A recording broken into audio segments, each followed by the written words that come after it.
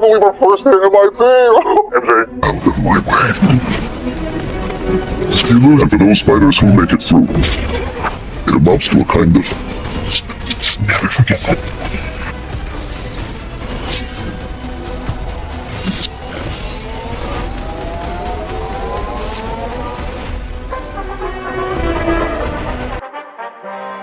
Guys, কেমন আছো সবাই? আশা করি সবাই খুব ভালো আছো। আজকে আমরা কথা বলবো স্পাইডারম্যানের নতুন cinema Spiderman brand new day নিয়ে। এই সিনেমার গল্প কিন্তু আগের স্পাইডারম্যান সিনেমাগুলোর সঙ্গে সরাসরি কানেক্ট। তাই সিনেমাটার আসল গল্প, চরিত্রগুলোর আচরণ এবং পিটারের জীবনে ঘটে যাওয়া পরিবর্তনগুলো ভালোভাবে বুঝতে হলে আমাদের পিছনে ফিরে যেতে হবে। কারণ এই সিনেমার শুরুতেই এমন একটা জায়গায় আমাদের নিয়ে যাওয়া হয় যেখানে পিটার পার্কারের জীবন আগের মতো নেই। সে এখন আর আগের সেই হাসিখুশি কিশোর নয়। তার চারপাশে হাজার হাজার মানুষ থাকলেও নিজের জীবনে সে একেবারে একা। আর এই একাকিত্বই ধীরে ধীরে তাকে এমন কিছু সিদ্ধান্ত নিতে বাধ্য করে যেগুলো তার জীবনে নতুন এক বিপদের দরজা খুলে দেয়। প্রথমেই একটু মনে করে নিই আগের সিনেমা স্পাইডারম্যান নো ওয়ে হোমের কথা। নো ওয়ে হোমে আমরা দেখেছিলাম পিটার পার্কারের সবচেয়ে বড় পরিচয় সে আসলে স্পাইডারম্যান। এই সত্যটা পুরো পৃথিবীর সামনে প্রকাশ করে দেয় ভিলেন মিস্টিরিও মারা যাওয়ার আগে এমন একটি ভিডিও প্রকাশ করে যেখানে পিটারকে স্পাইডারম্যান হিসেবে সবার সামনে দেখানো। এর ফলে পিটারের স্বাভাবিক জীবন পুরোপুরি ওলটপালট হয়ে যায়। মানুষ তার পরিচয় জানতে পারে, মিডিয়া তাকে ঘিরে ধরে, পুলিশ ও সাধারণ মানুষের মধ্যে নানা প্রশ্ন তৈরি। শুধু পিটার নয়, তার সবচেয়ে কাছের মানুষগুলোর জীবনও এতে সমস্যার মধ্যে পড়ে যায়। পিটার তখন ডক্টর স্ট্রেঞ্জের কাছে সাহায্য চায়। তার ইচ্ছা ছিল এমন একটি জাদুমন্ত্র ব্যবহার করা যাতে সবাই তার স্পাইডারম্যান পরিচয়ের কথা ভুলে যায়। কিন্তু বিষয়টি এত সহজ ছিল না। মন্ত্র পড়ার সময় বারবার পরিবর্তন আনার কারণে পরিস্থিতি নিয়ন্ত্রণের বাইরে চলে যায়। এর ফলে বিভিন্ন ইউনিভার্সিটি বা মাল্টিভার্স থেকে একের পর এক পুরনো ভিলেন এই পৃথিবীতে চলে আসে। আমরা দেখতে পাই স্পাইডারম্যানের আগের গল্পের পরিচিত কয়েকজন ভয়ঙ্কর। পরিস্থিতি এতটাই ভয়াবহ হয়ে যায় যে শেষ পর্যন্ত পিটারকে নিজের ব্যক্তিগত সুখের চেয়েও বড় সিদ্ধান্ত নিতে হয়। সবকিছু ঠিক করার জন্য পিটার ডক্টর স্ট্রেঞ্জকে এমন একটি মন্ত্র পড়তে বলে যাতে পৃথিবীর প্রত্যেক মানুষ ভুলে যায় যে পিটার পার্কার নামে কোনো মানুষ আছে।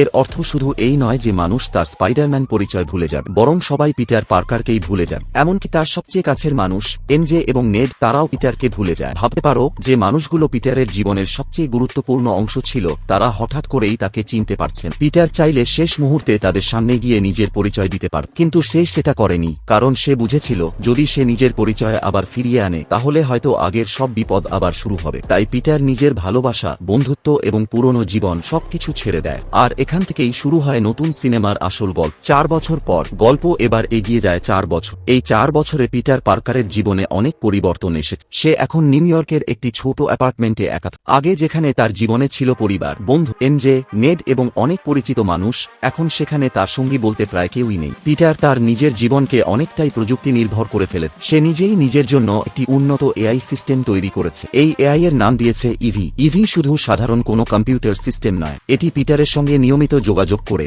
তার শারীরিক অবস্থা পর্যবেক্ষণ করে, বিভিন্ন তথ্য বিশ্লেষণ করে এবং প্রয়োজন হলে তাকে সতর্ক করে। পিটারের ঘরেও এখন অনেক উন্নত প্রযুক্তি দেখা যায়। তার বিভিন্ন সরঞ্জাম, কম্পিউটার সিস্টেম এবং স্পাইডারম্যান হিসেবে ব্যবহৃত গিয়ার আগের তুলনায় অনেক বেশি উন্নত। কিন্তু প্রযুক্তি যতই উন্নত হোক, পিটারের জীবনের সবচেয়ে বড় সমস্যার সমাধান কিন্তু কোনো প্রযুক্তি করতে পারেনি, আর সেটি হলো তার একাকিত্ব। পিটার এখনও এমজেকে ভালোবাসে। 4 বছর কেটে গেলেও সে এমজেকে ভুলতে পারে, বরং সময় যত যাচ্ছে তার মনে এমজের জায়গাটা যেন আরো শক্ত হয়ে যাচ্ছে। পিটার মাঝে মাঝে এমজের উদ্দেশ্যে চিঠি লেখে, নিজের মনের কথা লিখে। সে লিখতে চায় সে কে, কিভাবে তারা একসঙ্গে এত কিছু পার করেছে, তাদের সম্পর্ক কতটা গুরুত্বপূর্ণ ছিল। কিন্তু শেষ পর্যন্ত সে সেই চিঠিগুলো পাঠায় না, কারণ পিটার জানে এমজে এখন তাকে চেনে না। সে যদি হঠাৎ গিয়ে বলে আমি পিটার পার্কার, তাহলে হয়তো এমজের স্বাভাবিক জীবন আবার এলোমেলো হয়ে যেতে পারে। তাই দূর থেকেই পিটার এমজে আর নেডের খবর রাখে। সোশ্যাল মিডিয়ায় তাদের জীবন দেখে সে জানতে পারে নেড আর এমজে এখন মেতে পড়াশোনা করছে। তাদের জীবন সুন্দরভাবে এগিয়ে যাচ্ছে। তারা নিজেদের ভবিষ্যৎ নিয়ে ব্যস্ত। তাদের চারপাশে বন্ধু আছে, নতুন মানুষ আছে, নতুন স্বপ্ন আছে। পিটার দূর থেকে এসব দেখে কখনো তার খারাপ লাগে, কখনো বুকের ভেতরটা খালি হয়ে যায়। কিন্তু তারপরও সে একটা জিনিস ভেবে নিজেকে শান্ত করে, এমজে আর নেড ভালো আছে, আর তাদের ভালো থাকাটাই পিটারের কাছে সবচেয়ে গুরুত্বপূর্ণ। পিটারের বর্তমান জীবন। পিটার নিজের ব্যক্তিগত জীবনে একা হলেও স্পাইডারম্যান হিসেবে সে এখনো শহরের মানুষের জন্য কাজ করে যাচ্ছে। সে নিউ ইয়র্কের বিভিন্ন জায়গায় ছোটখাটো অপরাধীদের ধরে পুলিশের হাতে তুলে দেয়। কেউ চুরি করছে, কোথাও ডাকাতি হচ্ছে, কোথাও কোনো সাধারণ মানুষ বিপদে পড়েছে, স্পাইডারম্যান খবর পেলেই সেখানে ছুটে যায়। এই সময় আমরা শিলা নামে একজন সরকারি কর্মকর্তাকে দেখতে পাই। শিলা স্পাইডারম্যানকে বিভিন্ন মিশনে সাহায্য করে, পিটারকে বিভিন্ন তথ্য দেয় এবং শহরের নানা নানা পরিস্থিতি সম্পর্কে তাকে জানা। 4 বছর ধরে নিজের পরিচয় হারিয়ে ফেললেও স্পাইডারম্যান হিসেবে পিটার ধীরে ধীরে মানুষের কাছে আরও জনপ্রিয় হয়ে ওঠে। মানুষ এখন তাকে শুধু একজন সুপার হিরো হিসেবে দেখে না, অনেকের কাছে সে নিউ ইয়র্কের একজন রক্ষক। শহরের মানুষ তাকে সম্মান করতে শুরু করে, এমনকি এক পর্যায়ে পিটারকে শহরের প্রতিটি কিউদেস্ক বা শহরের চাবি উপহার দেওয়া হয়। এটি তার জন্য বড় সম্মানের ব্যাপার। কিন্তু মজার বিষয় হল, বাইরে থেকে পিটার যতটা সফল দেখাচ্ছে, ভেতর থেকে সে ততটাই ভেঙে পড়েছে। হাজার হাজার মানুষ তাকে ভালোবাসে, কিন্তু এমন একজন মানুষও নেই যার কাছে সে নিজের মনের কথা খুলে বলতে পারে। স্পাইডারম্যানের পাশে পুরো শহর থাকলেও পিটার পার্কারের পাশে প্রায় কেউ নেই। আর এই মানসিক অবস্থার মধ্যেই তার জীবনে শুরু হয় নতুন এক রহস্য, ট্যাঙ্কের হামলা ও রহস্যময় ভিলেন। একদিন পিটার যখন শিলার সঙ্গে কথা বলছিল, ঠিক তখনই শহরের মধ্যে ভয়ঙ্কর এক হামলা শুরু হয়। একটি বিশাল ট্যাঙ্ক শহরের রাস্তায় ঢুকে পড়ে। সাধারণ মানুষ আতঙ্কে দৌড়াতে শুরু করে। গাড়ি একদিকে ছুটছে, মানুষ অন্যদিকে পালাচ্ছে, আর ট্যাঙ্কটি সামনে যা পাচ্ছে সেটাই ধ্বংস করে এগিয়ে যাচ্ছে। পিটার বুঝতে পারে এখানে বসে থাকার কোনো সুযোগ নেই। সে সঙ্গে সঙ্গে স্পাইডারম্যানের পোশাক পরে ঘটনাস্থলের দিকে ছুটে যায়। সেখানে গিয়ে সে এমন একজন মানুষকে দেখতে পায় যাকে সে আগে থেকেই চেনে। সে হল ফ্র্যাঙ্ক ক্যাসল, অর্থাৎ দ্য পানিশার। ফ্র্যাঙ্কের পদ্ধতি বরাবরই স্পাইডারম্যানের চেয়ে অনেক বেশি কঠোর। পিটার যেখানে অপরাধীদের আটক করে পুলিশের হাতে তুলে দিতে চায়, ফ্র্যাঙ্ক সেখানে অনেক সময় সরাসরি আক্রমণের পথ বেছে নেয়। এই পরিস্থিতিতেও ফ্র্যাঙ্ক ট্যাঙ্কটিকে একটি রকেট দিয়ে উড়িয়ে দিতে চায়, কিন্তু পিটার তাকে বাধা দেয়, কারণ পিটার জানে ট্যাঙ্কটি ধ্বংস করার চেষ্টা করলে আশেপাশের সাধারণ মানুষ মারা যেতে পারে। স্পাইডারম্যানের সবচেয়ে বড় নীতি হল অপরাধীকে থামাতে গিয়ে নিরপরাধ মানুষের ক্ষতি করা যাবে। তাই পিটার নিজের জীবন ঝুঁকিতে ফেলে ট্যাঙ্কটিকে থামানোর চেষ্টা করে, কিন্তু পরিস্থিতি পুরোপুরি নিয়ন্ত্রণে আনা সম্ভব হয় না। ট্যাঙ্কটি শেষ পর্যন্ত গিয়ে সোজা ধাক্কা মারে ড্যামেজ কন্ট্রোল সেন্টারের একটি বিল্ডিং। আর এখানেই পিটার এমন একটি রহস্যের মুখোমুখি হয় যা তার পুরো জীবনকে আবার বদলে দিতে যাচ্ছে। বিল্ডিং এর ভেতরে পিটার একজন অদ্ভুত ক্ষমতাসম্পন্ন মানুষের উপস্থিতি অনুভব করে। আসলে এটি সাধারণ কোনো মানুষ নয়, এটি এক ধরনের রহস্যময় এন্টিটি। এই এন্টিটির সবচেয়ে ভয়ঙ্কর ক্ষমতা হল সে মানুষের মস্তিষ্কের ওপর নিয়ন্ত্রণ নিতে পারে। সে চাইলে একজন মানুষের শরীরে প্রবেশ করতে পারে, তার চিন্তাভাবনা নিয়ন্ত্রণ করতে পারে এবং সেই ব্যক্তির শরীরকে নিজের ইচ্ছামতো ব্যবহার করতে পারে। এই এন্টিটি আসলে ভঙ্কস নামের একটি গোপন জিনিস খুঁজছে। কিন্তু ভঙ্কস আসলে কি, কেন এটি এত গুরুত্বপূর্ণ এবং এই রহস্যময় শক্তি বা কেন এটি খুঁজছে, এসব প্রশ্নের উত্তর তখনও পিটারের কাছে পরিষ্কার নয়। শুধু একটা বিষয় পরিষ্কার হয়ে যায়, এই ঘটনা সাধারণ কোনো অপরাধ নয়, এর পেছনে অনেক বড় একটি পরিকল্পনা রয়েছে। ইয়েলেনা ও ড্যামেজ কন্ট্রোল।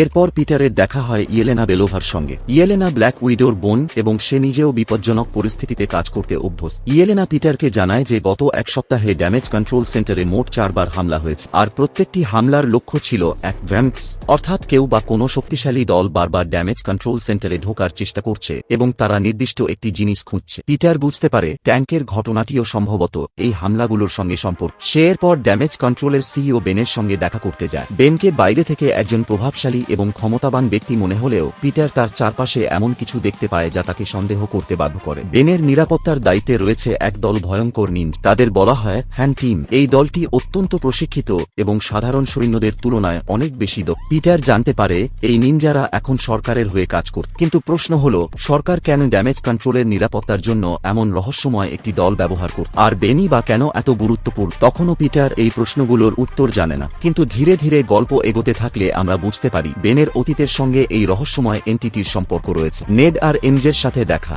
এরপর সিনেমার সবচেয়ে আবেগঘন মুহূর্তগুলোর একটি আসে। একদিন হঠাৎ একটি দোকানে পিটারের দেখা হয়ে যায় তার পুরনো বন্ধু নেডের সঙ্গে। 4 বছর পর নিজের সবচেয়ে কাছের বন্ধুকে সামনে থেকে দেখতে পেয়ে পিটার কিছুক্ষণের জন্য যেন স্থির হয়ে যায়। তার চোখের সামনে পুরনো দিনের স্মৃতিগুলো ভেসে ওঠে। তারা একসঙ্গে কত কিছু করেছে, স্পাইডারম্যানের গোপন বিষয় নিয়ে কত কথা বলেছে, কত বিপদের মধ্যে একসঙ্গে ছিল। কিন্তু নেডের কাছে এসবের কিছুই নেই, কারণ নেড পিটারকে চিনতেই পারে না। তারপরও পিটার নেডকে অনুসরণ করে। সে নেডের বাসায় একটি পার্টিতে যায়, আর সেখানেই সে আবার দেখে এমজেকে সামনে থেকে দেখার পর পিটারের অনুভূতিটা আরো তীব্র হয়ে ওঠে। যে মেয়েটিকে সে এত বছর ধরে ভালোবেসে এসেছে সে তার সামনে দাঁড়িয়ে আছে, কিন্তু এমজের জীবনে এখন অন্য একজন মানুষ রয়েছে, সে অন্য একজনের সঙ্গে সম্পর্কে আছে। পিটার দূর থেকে সবকিছু দেখে। এমজে এবং নেডও পিটারের দিকে তাকায়, কিন্তু তাদের চোখে কোনো পরিচয়ের ছাপ নেই। তারা জানে না তাদের সামনে দাঁড়িয়ে থাকা মানুষটি একসময় তাদের সবচেয়ে কাছের বন্ধু ছিল। পিটার তখন আরও একবার বুঝতে পারে ডক্টর স্ট্রেঞ্জের সেই জাদু এখনও কাজ করছে। পিটার পার্কারকে পৃথিবী ভুলে গেছে, আর সবচেয়ে কষ্টের ব্যাপার হল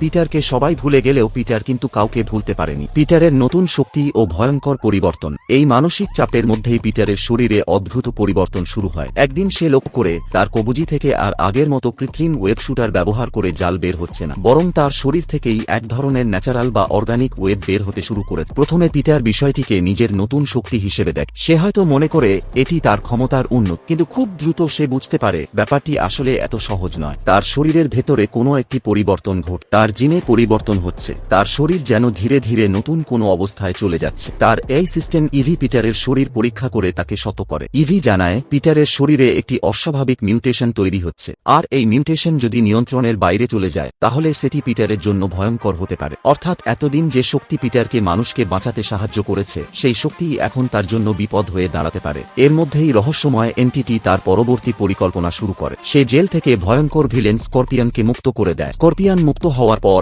আবারও শহরে বিশৃঙ্খলা শুরু হয়। পিটার তাকে থামাতে সেখানে পৌঁছায়, কিন্তু এবার পিটার আগের মতো নিজের শক্তির ওপর পুরোপুরি নিয়ন্ত্রণ রাখতে পারেন। তার শরীরের মিউটেশন ধীরে ধীরে বাড়ছে। লড়াইয়ের সময় তার নতুন শক্তি হঠাৎ নিয়ন্ত্রণের বাইরে চলে যায়। পিটার চেষ্টা করেও নিজের আক্রমণ থামাতে পারে না। আর এই বিশৃঙ্খলার মধ্যেই একটি ভয়াবহ দুর্ঘটনা ঘটে। একজন পুলিশ অফিসার মারা যায়। পিটার নিজের চোখের সামনে এই ঘটনা ঘটতে দেখে মানসিকভাবে ভেঙে পড়ে, কারণ স্পাইডারম্যানের জীবনে একটি নিরপরাধ মানুষের মৃত্যু সবসময়ই ভয়ঙ্কর। আর সে নিজেকে প্রশ্ন করতে শুরু করে, সে কি সত্যিই এখনো মানুষের রক্ষক, নাকি তার নিজের শক্তি ধীরে ধীরে মানুষের জন্য বিপদ হয়ে উঠছে। ডক্টর ব্রুস ব্যানার ও মিউটেশন ডিভাইস।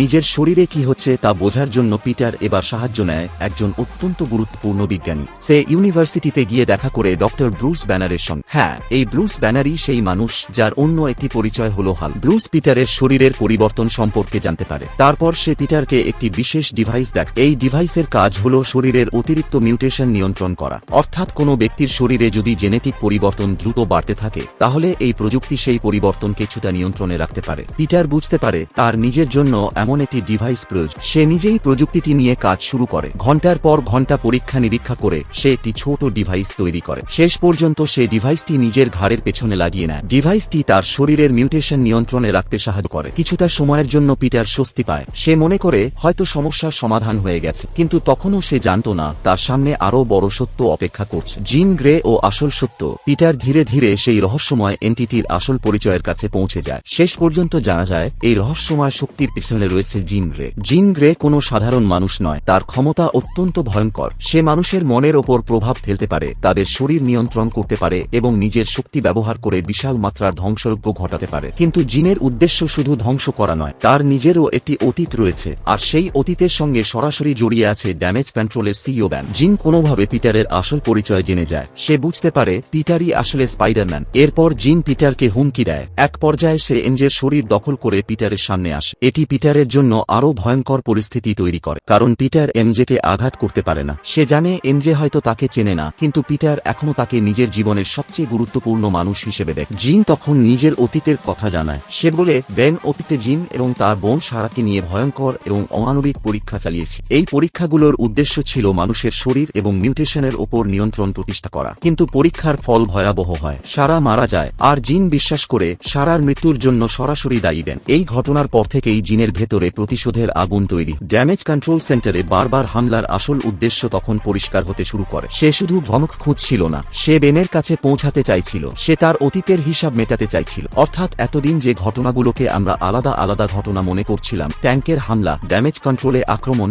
স্করপিয়নকে মুক্ত করা এবং ভমক্স খোঁজা, সবকিছুর পেছনে আসলে একই উদ্দেশ্য কাজ করছে। জিন গ্রে তার প্রতিশোধ নিতে চাইছে। চূড়ান্ত লড়াই। অবশেষে গল্প পৌঁছে যায় সবচেয়ে বড় সংঘর্ষের। জিন গ্রে ড্যামেজ কন্ট্রোল সেন্টারে একটি বিশাল হামলা চালায়। সেন্টারের ভেতরে বিশৃঙ্খলা শুরু হয়। নিরাপত্তা রক্ষীরা জিনকে আটকানোর চেষ্টা করে, কিন্তু তার ক্ষমতার সামনে তারা প্রায় জিন শুধু সাধারণ মানুষকে নিয়ন্ত্রণ করতে পারে না, সে আরও শক্তিশালী ব্যক্তিদেরও নিজের নিয়ন্ত্রণে নিতে পারে। এই সময় সে ব্রুস ব্যানারকে নিয়ন্ত্রণ করে ফেলে। আর ব্রুস ব্যানার যখন নিজের ওপর নিয়ন্ত্রণ হারায় তখন সামনে আসে তার ভয়ঙ্কর রূপ। হাল্ক। একদিকে স্পাইডারম্যান, অন্যদিকে হাল্ক। দুজনের মধ্যে শুরু হয় ভয়ঙ্কর লড়াই। হাল্কের শক্তির সামনে পিটার খুবই দুর্বল অবস্থায় পড়ে যায়। হাল্ক একের পর এক শক্তিশালী আঘাত করতে পিটার তার গতি ও বুদ্ধি ব্যবহার করে আক্রমণগুলো এড়িয়ে যাওয়ার চেষ্টা করে। সে সরাসরি হাল্কের সঙ্গে শক্তির লড়াইয়ে যেতে চায় না, বরং সে বুঝতে চেষ্টা করে কিভাবে ব্রুসের চেতনায় পৌঁছানো যায়। কারণ পিটার জানে ব্রুস তার শত্রু নয়, সে জিনের নিয়ন্ত্রণে রয়েছে। তাই পিটার হাল্ককে থামানোর পাশাপাশি ব্রুসের পুরনো স্মৃতি এবং তাদের পুরনো বন্ধুত্বের কথা মনে করিয়ে দেওয়ার চেষ্টা করে। সে তাকে বোঝাতে চেষ্টা করে যে এই লড়াই তার নিজের ইচ্ছায় হচ্ছে না। অবশেষে পিটার জিনের কাছে পৌঁছাতে সক্ষম হয়। সে নিজের তৈরি মিউটেশন কন্ট্রোল ডিভাইসটি জিনের ঘাড়ে লাগিয়ে দেয়। ডিভাইসটি সক্রিয় হওয়ার সঙ্গে সঙ্গে জিনের ক্ষমতা কিছু সময়ের জন্য দুর্বল হয়ে যায়। তার নিয়ন্ত্রণ কমে আসে। চারপাশের মানুষ ধীরে ধীরে তার প্রভাব থেকে মুক্ত হতে শুরু করে। পিটার মনে করে হয়তো সবকিছু শেষ, কিন্তু ঠিক তখনই ঘটে আরও একটি ভয়ঙ্কর দুর্ঘটনা। ফ্র্যাঙ্ক ক্যাসল অর্থাৎ দ্য পানিশার জিনকে গুলি করার চেষ্টা করে, কিন্তু পরিস্থিতির মধ্যে সে ভুল করে জিনের বদলে পিটারকে গুলি করে বসে। গুলি পিটারের শরীরে লাগে, সে গুরুতরভাবে আহত হয়ে মাটিতে পড়ে যায়। এক মুহূর্তের মধ্যে পুরো পরিস্থিতি বদলে যায়। যে পিটার এতক্ষণ সবাইকে বাঁচানোর চেষ্টা করছিল, এবার তাকেই বাঁচানোর জন্য সবাইকে ছুটতে হয়। পিটার প্রচণ্ড রক্তক্ষরণে অচেতন হয়ে যায়। তার শরীরের মিউটেশন, গুলির আঘাত এবং দীর্ঘ সময়ের লড়াই সবকিছু মিলিয়ে তার অবস্থা অত্যন্ত সংকটজনক হয়ে পড়ে। এরপর তাকে দ্রুত হাসপাতালে নিয়ে যাওয়া হয়। এখানেই গল্প আমাদের নিয়ে যায় পিটারের জীবনের সবচেয়ে কঠিন সময়ের। হাসপাতালে পিটার প্রায় 2 সপ্তাহ মৃত্যুর সঙ্গে লড়াই করে। তার শরীর প্রচণ্ড দুর্বল হয়ে যায়, কিন্তু ধীরে ধীরে চিকিৎসার মাধ্যমে সে সুস্থ হতে শুরু করে। এই সময় জিনও তার নিজের ভুল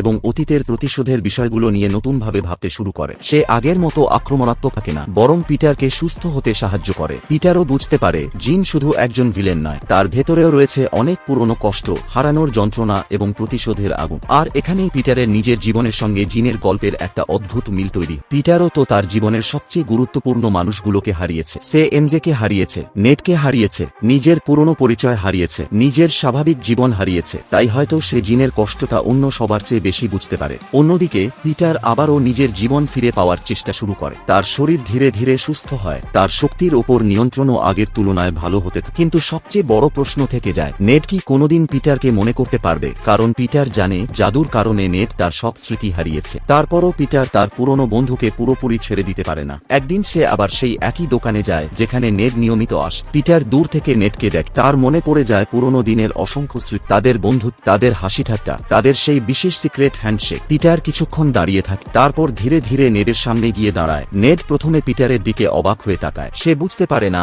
এই মানুষটি তার সামনে এসে কেন দাঁড়িয়েছে। পিটার কোনো বড় কথা বলে না, সে শুধু নিজের হাতটা সামনে বাড়িয়ে দেয়। সেটা ছিল তাদের পুরনো সিক্রেট হ্যান্ডশেকের প্রথম ধাপ। নেট প্রথমে কিছুটা অবাক হয়ে যায়, কিন্তু আশ্চর্যজনকভাবে তার অবচেতন মন যেন সেই পুরনো স্মৃতিটাকে চিনে ফেলে। সে নিজের হাত বাড়িয়ে দেয়, তারপর দুজন মিলে সেই পুরনো হ্যান্ডশেকটি করে। মুহূর্তটা খুব ছোট, কিন্তু পিটারের জন্য এটি বিশাল একটি মুহূর্ত। কারণ 4 বছর ধরে যে বন্ধুত্ব শুধুমাত্র একখের স্মৃতিতে বেঁচে ছিল, সেই বন্ধুত্বের যেন এক ছোট্ট অংশ আবার জেগে ওঠে। নেডের মুখের অভিব্যক্তি হঠাৎ বদলে যায়, তার চোখে মুখে বিস্ময় দেখা দেয়। মনে হয় তার মস্তিষ্কের গভীরে কোথাও কোনো পুরনো দরজা খুলে যাচ্ছে। সে হয়তো পুরো ঘটনাগুলো এখনো মনে করতে পারছে না, কিন্তু তার অবচেতন মন যেন পিটারকে চিনে ফেলেছে। আর ঠিক এখানেই গল্পটি আমাদের একটি বড় প্রশ্নের সামনে দাঁড় করিয়ে দেয়। ডক্টর স্ট্রেঞ্জের সেই মন্ত্র কি সত্যিই সব স্মৃতি চিরতরে মুছে দিয়েছিল, নাকি মানুষের মনের গভীরে কিছু স্মৃতি এমনভাবে থেকে যায় যেগুলো কোনো জাদু পুরোপুরি মুছে ফেলতে পারে না? পিটারের সামনে এখনো অনেক প্রশ্ন। এমজে কি কোনোদিন তাকে মনে করতে পারবে? নেডের হারিয়ে যাওয়া স্মৃতি কি পুরোপুরি ফিরে আসবে? পিটারের নতুন মিউটেশন কি সত্যিই নিয়ন্ত্রণে থাকবে? জিন গ্রের ভবিষ্যৎ কি হবে?